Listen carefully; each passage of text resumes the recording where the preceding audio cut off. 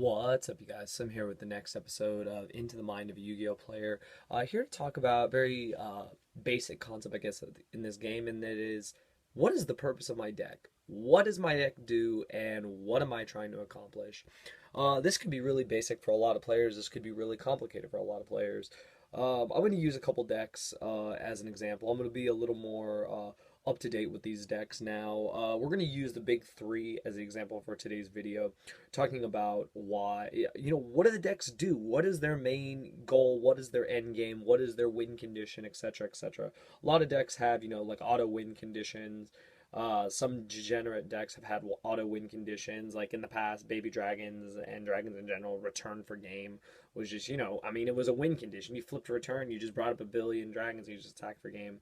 But now that the meta has shifted greatly, we're going to talk about first with Shaddolls. So Shaddolls are pretty simple. They gain advantage off of their graveyard effects, off their flip effects.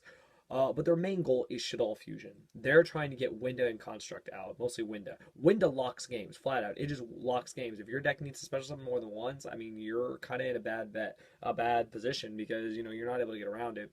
The fact that it's 2200 is workable. Very it's not that hard to get around a 2200 monster, but they do play back row, and I think the biggest thing is that it cannot be destroyed by card effects. I think that second effect is what makes the card absolutely insane. The fact that you just can't black rose it, you can't destroy it with like just generic removal like Diamond Direwolf or anything like that is just kind of ridiculous. You can't use effects to destroy it. You have to run it over through battle, and that's where cards like Forbidden Lance, Forbidden Chalice, Honest, if you play a light deck, anything that works in the damage step or damage calculation like Bujinji Crane, all those cards really shine against Window because very hard card to deal with. And if you're able to grind through back row and get past it, then it works. But I feel Shaddol's main goal, main end game is to get Winda on the board with the emptiness or Winda and just a bunch of back row or construct, Winda, emptiness, and you're not going to be able to play Yu-Gi-Oh! It's very hard to get around that deck. And granted, you do have floodgates that can beat them hands down, like Shadow Imprisoning Mirror, but they side post game for it. They prepare with Typhoons, any other cards, decrees, etc. So they're always prepared to get rid of those cards.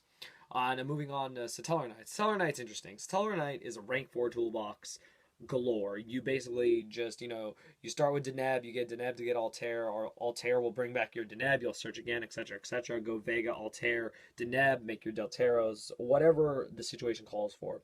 Stellar Knights are interesting. They control the game with the fact that whenever the monster's summoned, it's going to go through. You're going to plus. Your monsters are never useless.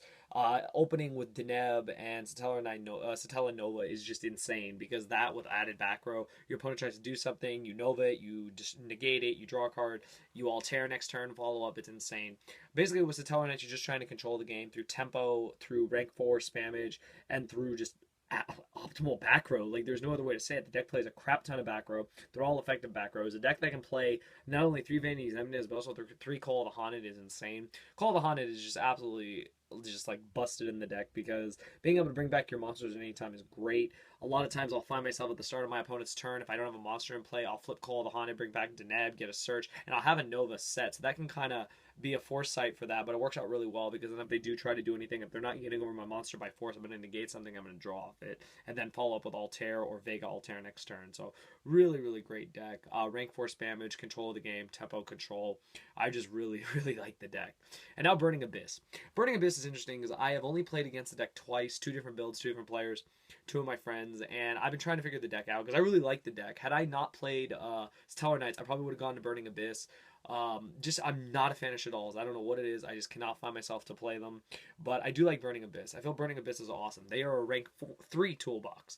Now, I truly believe that rank 4s are superior to rank 3s, and that is just based on, how much access you have to rank 4s and all the things you can do with them.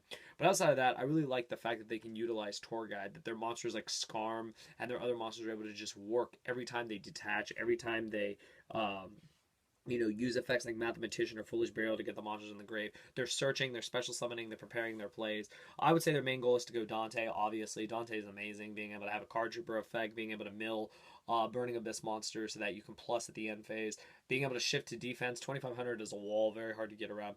It's just great. The deck does a lot of crazy things, and I would say the most awesome play that I know that deck has is when they go rank up Astral Force. That into a Pallades with 3 detaches is literally just like a nightmare. It's happened, and it's very hard to get around. I think the deck tries to set up that play a lot as well. That's why they play 2 to 3 copies of the card. I believe they play 3, because you do want to get to Pallades. Pallades is just insane in that deck.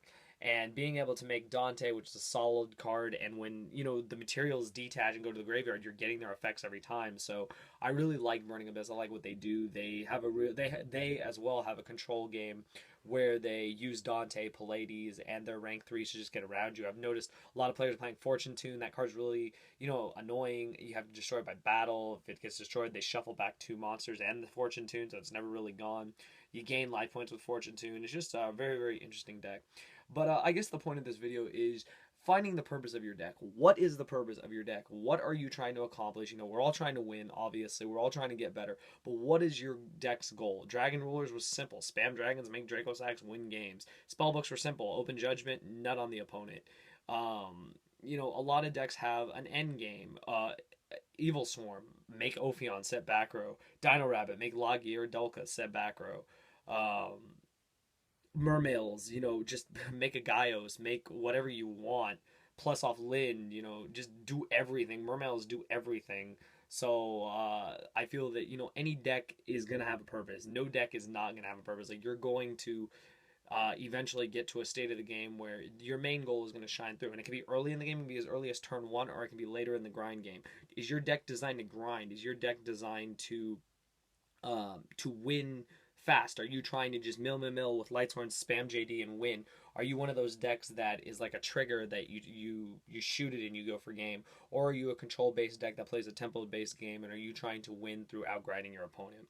Let me know what you guys think in the comments below. What is the purpose of your deck? Whatever deck it is, the deck you play, what is your goal? If you play Exodia, well, obviously I want to draw Exodia. If you play any of the other decks I've mentioned, what is your main goal? If I'm wrong about Burning Abyss or Shaddolls, let me know. That's just what I've seen based on playing against them. At Satellar Knights, it's just based off personal experience that seems to be the goal, a tempo-based game. So anyways, I hope you guys enjoyed the video.